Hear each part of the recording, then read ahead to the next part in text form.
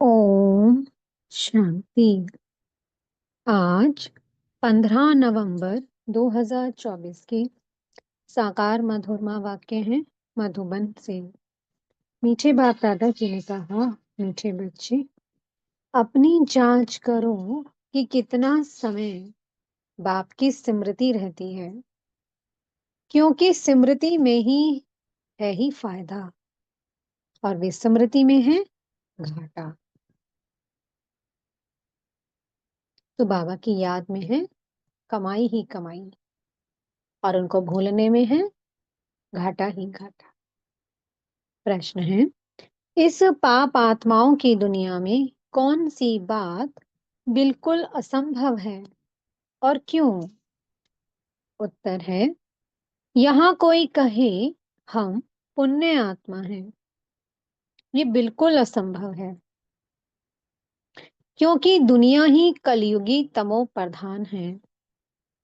मनुष्य जिसको पुण्य का काम समझते हैं वह भी पाप हो जाता है, क्योंकि हर कर्म विकारों के वश हो करते हैं।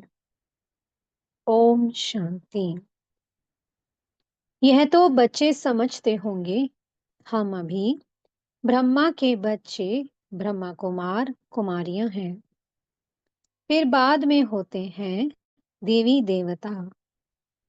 यह तो तुम ही समझते हो, दूसरा कोई नहीं समझते। तुम जानते हो हम ब्रह्मा कुमार कुमारियां बेहद की पढ़ाई पढ़ रहे हैं, 84 जन्मों की पढ़ाई भी पढ़ते, सृष्टि चक्र की पढ़ाई भी पढ़ते हैं। फिर तुमको ये शिक्षा मिलती है कि पवित्र बनना है। यहाँ बैठे तुम बच्चे बाप को याद तो जरूर करते हो, पावन बनने के लिए। अपने दिल से पूछो, सच सच हम बाप की याद में बैठे थे या माया रावण बुद्धि को और तरफ ले गई? बाप ने कहा है, मामी कम याद करो तो पाप कटे। अब अपने से पूछना है, हम बाबा की याद में रहें या बुद्धि कहाँ चली गई? स्मृति रहनी चाहिए। कितना समय हम बाबा की याद में रहे और कितना समय हमारी बुद्धि कहाँ कहाँ गई? अपनी अवस्था को देखो। जितना टाइम बाप को याद करेंगे उससे ही पावन बनेंगे। जमा और ना का भी पोता मेल रखना है। कितना बाबा की याद से हमने जमा किया और कितना बुद्धि और तरफ गई तो कमाई नहीं हुई। आदत होगी तो याद भी रहेगा, लिखते रहेंगे। डायरी तो सबकी पॉकेट में रहती ही है। जो भी व्यापार वाले होते हैं उन्हों की है हद की डायरी, तुम्हारी है बेहद की डायरी। तो तुमको अपना चार्ट नोट करना है। बाप का फरमान है, धंधा आदि सब कुछ करो, परंतु कुछ समय निकाल मेरे को याद करो। अपने पोता मेल को देख, फायदा बढ़ाते जाओ, घाटा ना डालो। तुम्हारी युद्ध तो है ना, सेकंड में फायदा और सेकंड में घाटा। झट मालूम पड़ता है हमने फायदा किया या घाटा। तुम व्यापारी हो ना, कोई विरला ये व्यापार करे। स्मृति से है फायदा और विस्मृति से है घाटा। ये अपनी जांच करनी है। जिनको उच्च पद पाना है उनको तो औना रहता है। देखें हम कितना समय विस्मृति में रहे। यह तो तुम बच्चे जानते हो, हम सब आत्माओं का बाप पतित पावन है। हम असुल आत्माएं हैं, अपने घर से यहाँ आए हैं। ये शरीर लेकर पार्ट बजाते हैं। शरीर विनाशी है, आत्मा अविनाशी है। संस्कार भी आत्मा में रहते हैं। बाबा पूछते हैं, हे आत्मा, याद करो, इस जन्म के छोटेपन में कोई उल्टा काम तो नहीं किया है। याद करो। 3-4 वर्ष से लेकर याद तो रहती है, हमने छोटेपन में कैसे बिताया है, क्या क्या किया है। कोई भी बात दिल अंदर खाती तो नहीं है। याद करो। सतयुग में पाप कर्म होते ही नहीं तो पूछने की बात नहीं रहती। यहाँ तो पाप होते ही हैं। मनुष्य जिसको पुण्य का काम समझते हैं वह भी पाप ही है। ये है ही पाप आत्माओं की दुनिया। तुम्हारी लेन देन भी है पाप आत्माओं से। पुण्य आत्मा यहाँ है ही नहीं। पुण्य आत्माओं की दुनिया में फिर एक भी पाप आत्मा नहीं है। पाप आत्माओं की दुनिया में एक भी पुण्य आत्मा नहीं हो सकती। जिन गुरुओं के चरणों में गिरते हैं वह भी कोई पुण्य आत्मा नहीं है। ये तो है ही कलयुग सो भी तमो प्रधान। तो इसमें कोई पुण्य आत्मा होना भी असंभव है। पुण्य आत्मा बनने के लिए ही बाप को बुलाते हैं कि आकर हमको पावन आत्मा बनाओ। ऐसे नहीं, कोई बहुत दान पुण्य आदि करते हैं, धर्मशाला आदि बनाते हैं तो वह कोई पुण्य आत्मा है? नहीं। शादियों आदि के हॉल आदि बनाते हैं, ये कोई पुण्य थोड़े है। ये समझने की बातें हैं। ये है रावण राज्य, पाप आत्माओं की आसुरी दुनिया। इन बातों को सिवाय तुम्हारे और कोई नहीं जानते। रावण भल है परंतु उनको पहचानते थोड़े हैं। शिव का चित्र भी है परंतु पहचानते नहीं हैं। बड़े बड़े शिवलिंग आदि बनाते हैं फिर भी कह देते नाम रूप से न्यारा है, सर्वव्यापी है। इसलिए बाप ने कहा है, यदा यदा ही धर्मस्य ग्लानिर्भवति भारत। भारत में ही शिव बाबा की ग्लानि होती है। जो बाप तुमको विश्व का मालिक बनाते हैं, तुम मनुष्य मत पर चल उनकी कितनी ग्लानि करते हो।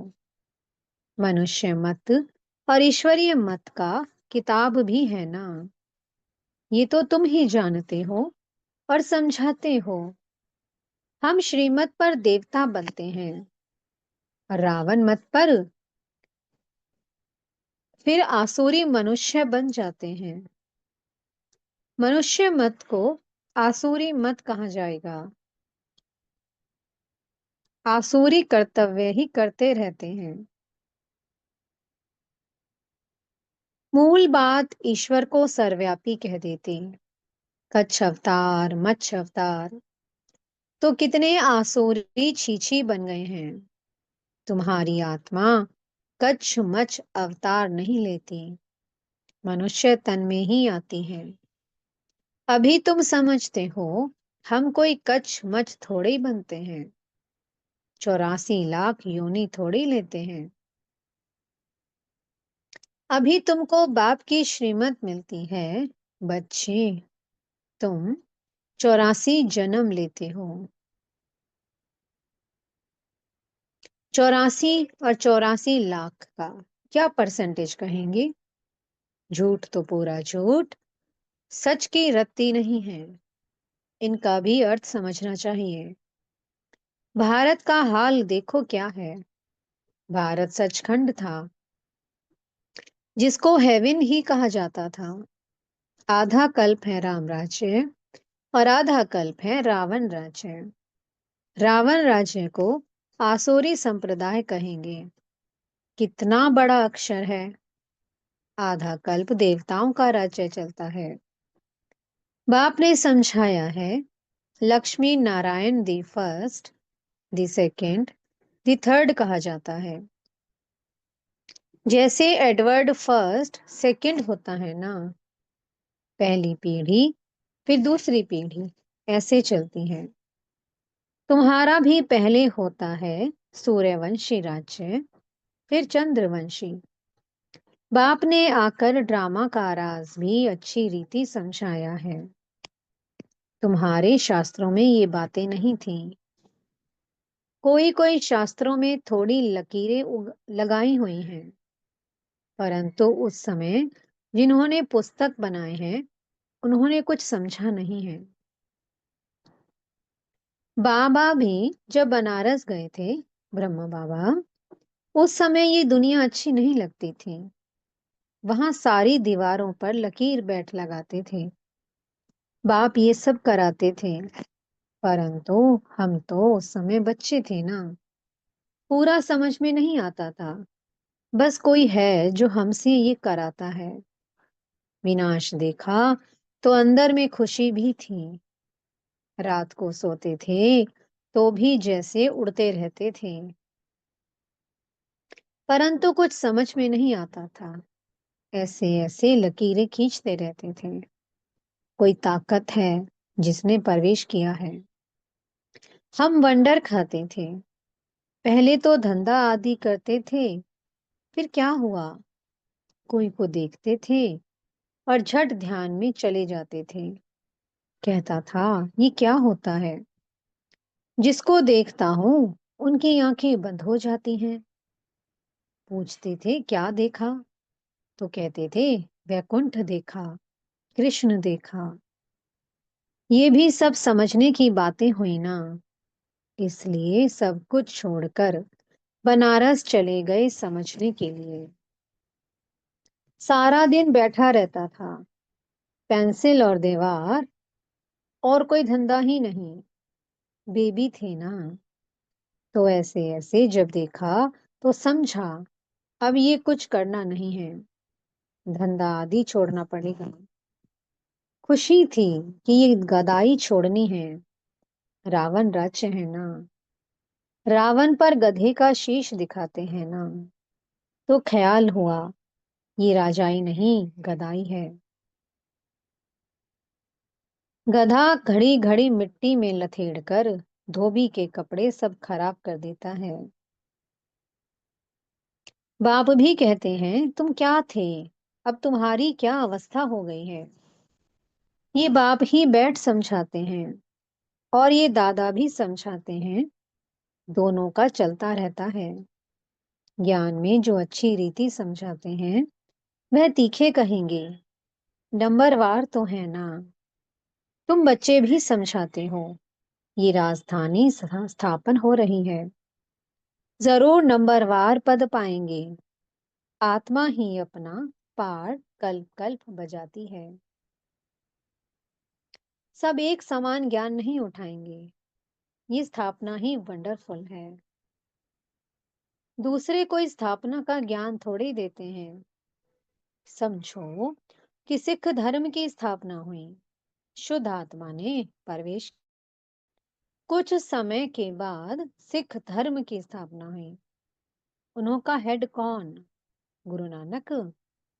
उसने आकर जप साहिब बनाया। पहले तो नई आत्माएं ही होंगी, क्योंकि पवित्र आत्मा होती है। पवित्र को महान आत्मा कहते हैं। सुप्रीम तो एक बाप को कहा जाता है। वह भी धर्म स्थापना करते हैं तो महान कहेंगे, परंतु नंबरवार पीछे पीछे आते हैं। 500 वर्ष पहले एक आत्मा आई, आकर सिख धर्म स्थापन किया। उस समय ग्रंथ कहां से आएगा। जरूर सुखमणि जप साहिब आदि बाद में बनाए होंगे ना। क्या शिक्षा देते हैं, उमंग आता है तो बाप की बैठ महिमा करते हैं। बाकी ये पुस्तक आदि तो बाद में बनते हैं। जब बहुत हो, पढ़ने वाले भी चाहिए ना। सबके शास्त्र पीछे बने होंगे। जब भक्ति मार्ग शुरू हो, तब शास्त्र पढ़ें। ज्ञान चाहिए ना। पहले सतो प्रधान होंगे, फिर सतो, रजो, तमो में आते हैं। जब बहुत वृद्धि हो, तब महिमा हो और शास्त्र आदि बने। नहीं तो वृद्धि कौन करे, फॉलोअर्स बने ना। सिख धर्म की आत्माएं आए तो आकर फॉलो करें। उसमें टाइम बहुत चाहिए। नई आत्मा जो आती है, उनको दुख तो हो नहीं सकता, लॉ नहीं कहता। आत्मा सतो प्रधान से सतो, रजो, तमो में आए तब दुख हो। लॉ भी है ना। यहाँ है मिक्सअप। रावण संप्रदाय भी है तो राम संप्रदाय भी है। अभी तो संपूर्ण बने नहीं हैं। संपूर्ण बनेंगे तो फिर शरीर छोड़ देंगे। कर्मातीत अवस्था वाले को कोई दुख हो ना सके। वो इस छीछी दुनिया में रह नहीं सकते। वो चले जाएंगे, बाकी जो रहेंगे वो कर्मातीत नहीं बने होंगे। सब तो एक साथ कर्मातीत हो नहीं सकते।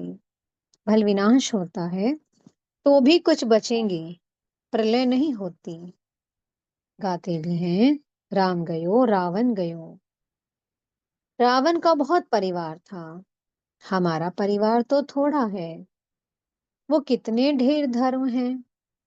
वास्तव में सबसे बड़ा हमारा परिवार होना चाहिए, क्योंकि देवी देवता धर्म सबसे पहला है।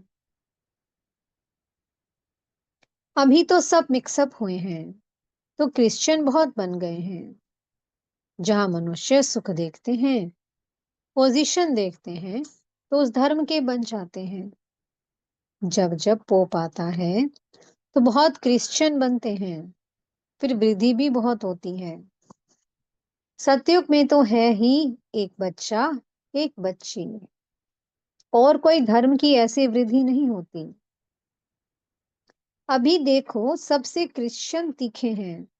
जो बहुत बच्चे पैदा करते हैं, उनको इनाम मिलता है, क्योंकि उनको तो मनुष्य चाहिए ना। जो मिलिट्री लश्कर काम में आएगा, है तो सब क्रिश्चियन।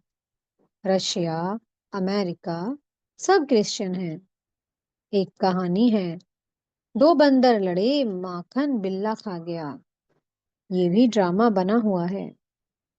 आगे तो हिंदू मुसलमान इकट्ठे रहते थे। जब अलग हुए, तब पाकिस्तान की नई राजाई खड़ी हो गई। ये भी ड्रामा बना हुआ है। दो लड़ेंगे तो बारूद लेंगे, धंधा होगा। ऊंच ते ऊंच उन्हों का ये धंधा है, परंतु ड्रामा में विजय की भावी तुम्हारी है। 100% सर्टेन है, तुम्हें कोई भी जीत नहीं सकते। बाकी सब खत्म हो जाएंगे। तुम जानते हो नई दुनिया में हमारा राज्य होगा, जिसके लिए ही तुम पढ़ते हो, लायक बनते हो। तुम लायक थे, अब नालायक बन पड़े हो। फिर लायक बनना है। गाते भी हैं, पतित पावन आओ, परंतु अर्थ थोड़े ही समझते हैं। ये है ही सारा जंगल। अब बाप आए हैं, आकर कांटों के जंगल को गार्डन ऑफ फ्लावर बनाते हैं। वो है डीटी वर्ल्ड, ये है डेविल वर्ल्ड। सारी मनुष्य सृष्टि का राज समझाया है। तुम अभी समझते हो, हम अपने धर्म को भूल धर्म भ्रष्ट हो गए हैं। तो सब कर्म विकर्म ही होते हैं। कर्म, विकर्म, अकर्म की गति बाबा तुमको समझा कर गए थे। तुम समझते हो बरोबर। कल हम ऐसे थे, फिर आज हम ये बनते हैं। नजदीक है ना। बाबा कहते हैं, कल तुमको देवता बनाया था, राज्य भाग्य दिया था, फिर सब कहाँ किया? तुमको स्मृति आई है।